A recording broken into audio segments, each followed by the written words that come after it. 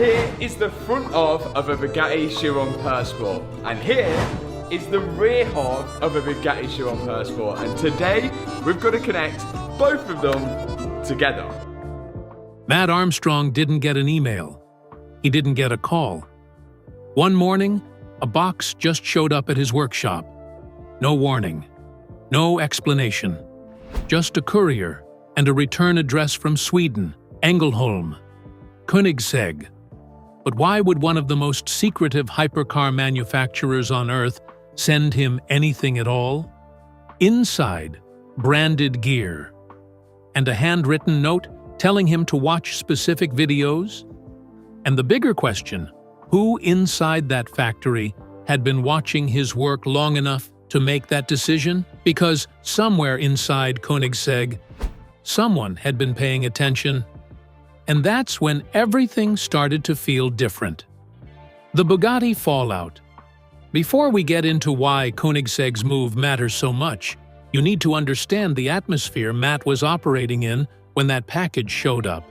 And because the automotive world had just been through something ugly, something that made a lot of creators and enthusiasts look at the supercar industry very differently. The Bugatti drama. It starts with a crash. Content creator Alex Gonzalez, known online as FXAlexGitti, wrecked his Bugatti Chiron Persport.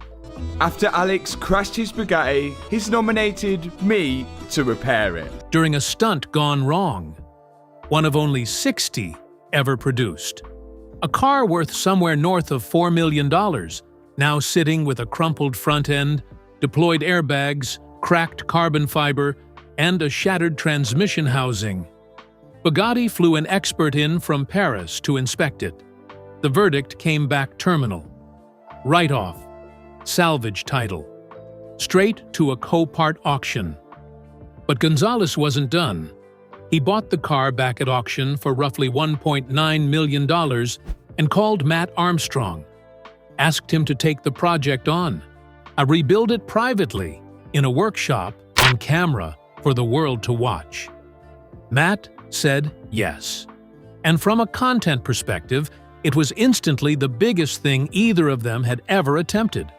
A $4 million hypercar, brought back from near destruction, documented start to finish. Then Bugatti shut it down. The company locked the car's VIN. That single move blacklisted it across every Bugatti dealership on the planet. No dealer would sell a single part for that vehicle. Not a headlight, not a gasket, nothing. The official repair quote from Bugatti's factory in Molsheim, France, came in at roughly $1.7 million. When Gonzalez turned that down, the door slammed shut completely. Then things escalated publicly. Gonzalez posted an ultimatum on Instagram: unblacklist the car in 24 hours, or he would 3D print every part himself. Most brands would have ignored it. Bugatti's CEO Mate Rimac didn't.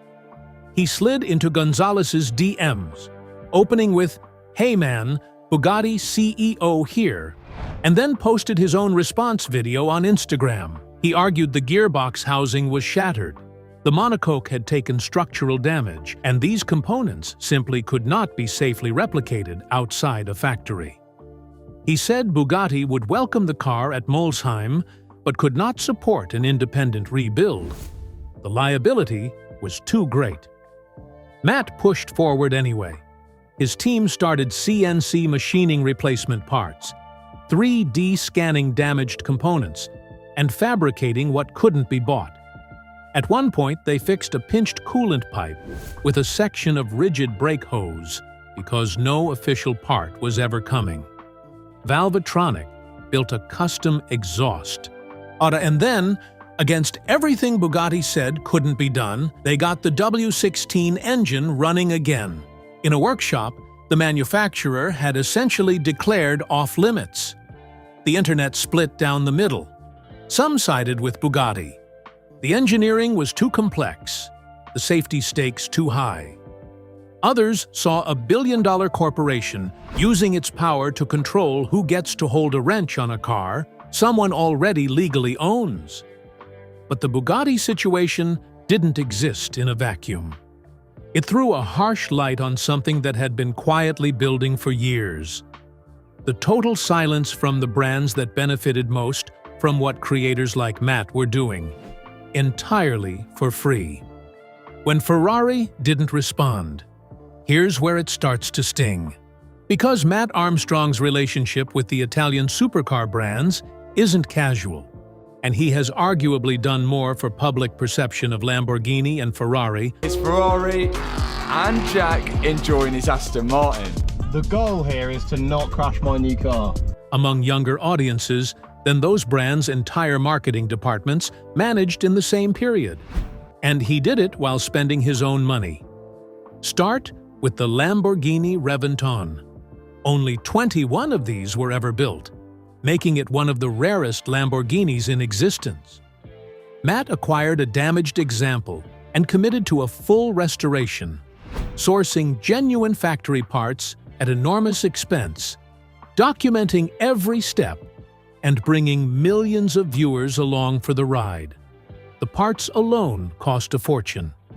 Every component required significant effort to track down and authenticate, because this isn't a car with a convenient supply chain. This is a car most Lamborghini dealerships have never even seen in person. Then there was the Aventador, another Lamborghini flagship that Matt brought back from what most people would have considered a terminal condition. And the Ferrari 296 GTB, a hybrid hypercar sitting at A completely destroyed Ferrari 296. And what makes matters worse is that this car was pretty much brand new moments before this. the cutting edge of Ferrari's road car technology, which Matt was rebuilding on camera with genuine OEM components sourced at great cost. A car that even Ferrari-certified technicians had reportedly struggled with. These are not weekend flip projects. These are long-form restoration commitments requiring genuine expertise, genuine investment, and genuine respect for the engineering. Each build runs for months.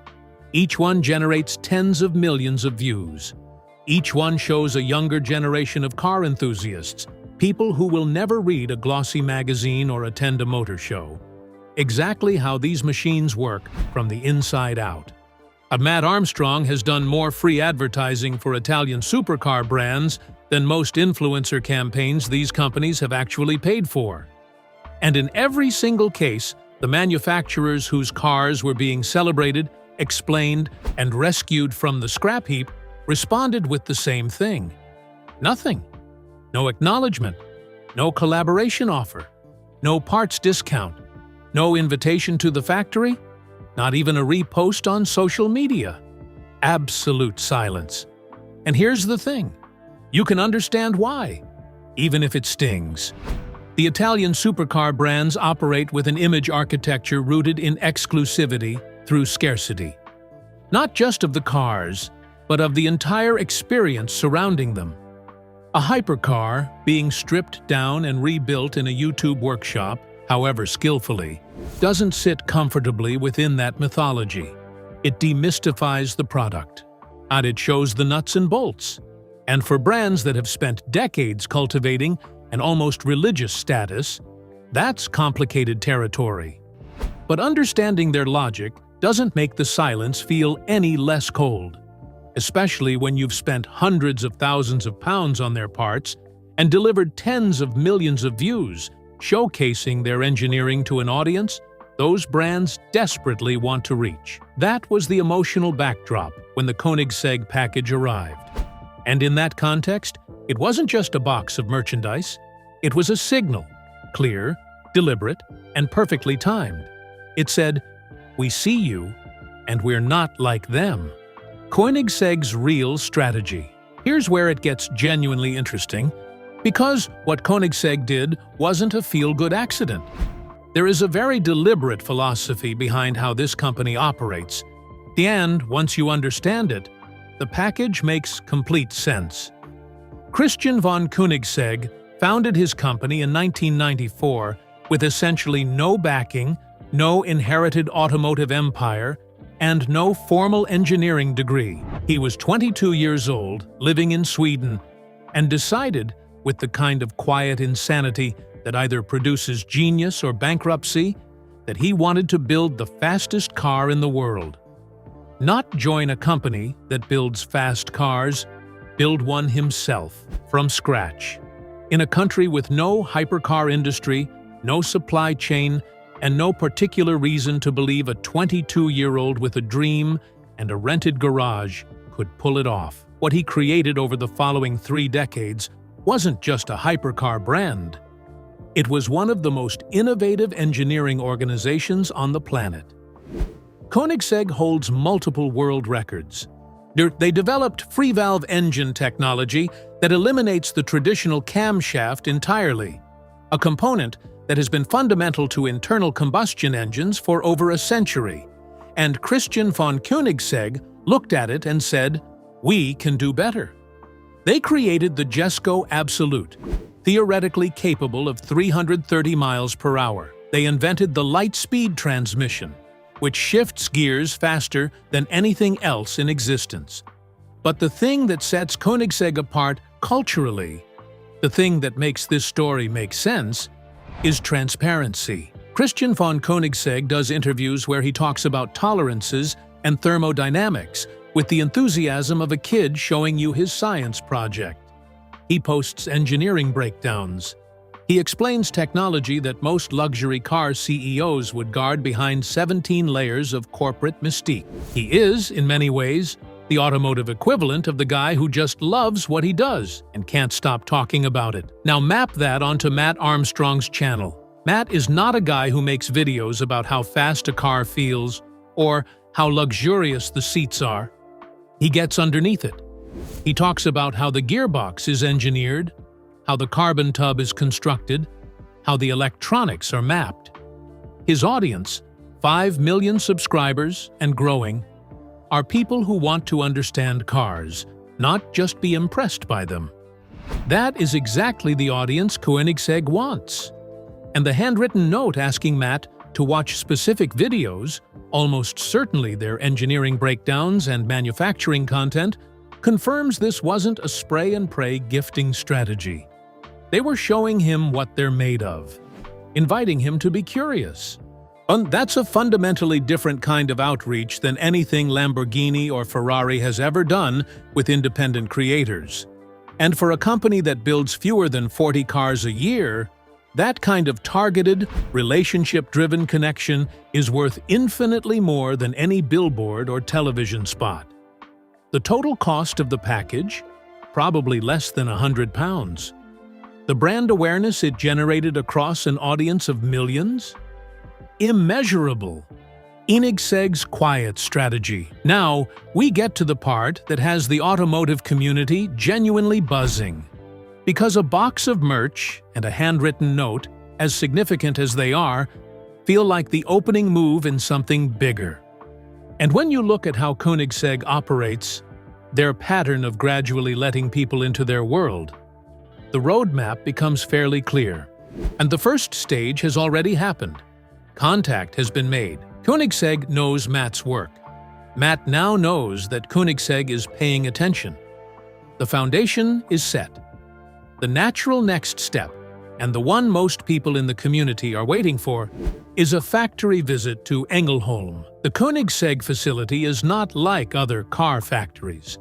It's a converted military airbase in the south of Sweden, surrounded by farmland and pine forest, and it operates more like a bespoke watchmaker's atelier than an industrial plant. There are no assembly lines, no robots bolting panels. Every single car is assembled by hand, by a small team of engineers who know every component by name. The tolerances are extraordinary. These people work in microns, not millimeters. Imagine Matt Armstrong walking through that facility. He watching carbon fiber monocoques being laid up in autoclaves, seeing engines hand-assembled on benches, sitting down with Christian von Koenigsegg himself to go deep on the light-speed transmission or the free-valve system. That video wouldn't just perform well. It would become a reference point for the entire automotive YouTube space. The kind of content people link to years later when someone asks them what the best car video on the internet is. The second stage is a drive experience. Matt has driven fast cars. He's been behind the wheel of genuinely quick machinery. But he has never experienced Koenigsegg-level performance. The Regera, a hybrid hypercar producing over 1,500 horsepower, accelerates with a violence that even experienced drivers find difficult to process. The Jesko Absolute has a theoretical top speed no road car has ever reached in verified testing. A video documenting Matt's first encounter with that kind of engineering, filtered through his technical understanding of how it's achieved, would be extraordinary content. And Koenigsegg would know that. The third stage, the one that would genuinely change things, is a build project. It sounds ambitious, but consider the precedent. Koenigsegg has already shown willingness to let outsiders into their engineering in ways other manufacturers simply won't. If a damaged or development example became available, and Koenigsegg chose to involve Matt in documenting a rebuild, providing factory access, supplying technical data, allowing the process to be filmed, it would be unprecedented in the history of automotive content creation. It would also, and almost incidentally, demolish the culture of manufacturer blacklisting that has frustrated independent creators and rebuilders for years. None of this is confirmed, but none of it is fantasy either. The package was real. The note was real. And Koenigsegg doesn't do things without intention. The industry has changed. Step back from the details for a moment and look at what's actually happening here. Because it's bigger than one creator receiving a box of merchandise. The automotive industry is in the middle of a cultural shift that the legacy brands are either slow to recognize or actively resisting.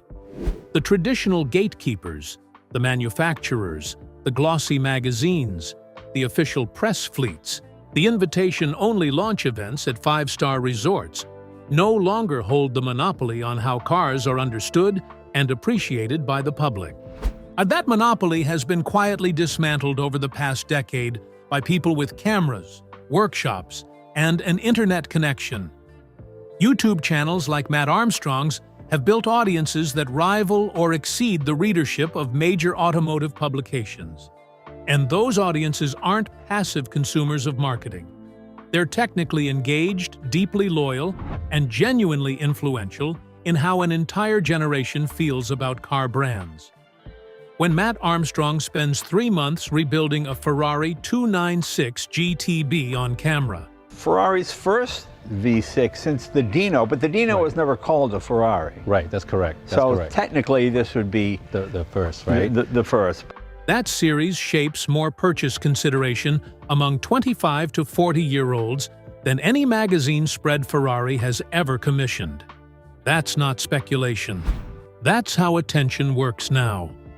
The brands that understand this early will position themselves for a significant advantage. And Koenigsegg, despite being arguably the most exclusive car manufacturer on the planet in terms of production numbers, has understood it more clearly than companies with 100 times their marketing budget. They will never put a Koenigsegg in every driveway. That's not the point. The point is that millions of people who will never own one think about the brand, talk about the brand, and feel something genuine about it. And in 2024, the most efficient way to achieve that is through creators who've earned the trust of those audiences through years of honest, hands-on work. The contrast with the legacy brands is almost painful. Lamborghini and Ferrari have combined revenues in the billions. Their marketing budgets dwarf Koenigsegg's entire annual turnover. And yet, it was Koenigsegg, a company that employs a fraction of the staff, or builds a fraction of the cars and operates on a fraction of the budget. That made the single smartest move in automotive creator relations this year, with a few hoodies and a handwritten note. That's what it looks like when a brand understands the current landscape intuitively. rather than through a corporate strategy deck. It's not a campaign. It's a relationship. And relationships are worth more in the long run than any advertisement ever printed. And so, the box from Ängelholm doesn't feel like an ending. It feels like a signal. Somewhere between a workshop in England and a factory in Sweden, a line has quietly formed. Between the old world of automotive gatekeeping and the new world being built in real time by people who never asked for permission. Matt Armstrong keeps building, keeps documenting, and keeps pushing wrecked machines back into motion, one bolt at a time. And somewhere, behind closed doors at Koenigsegg, someone is still watching. Because this wasn't a press release. It wasn't a campaign. It was a decision. And decisions like that don't happen in isolation. They unfold, slowly, deliberately. So the real question isn't what was in the box. It's what happens when the people who used to define the industry start responding to the people who are already reshaping it.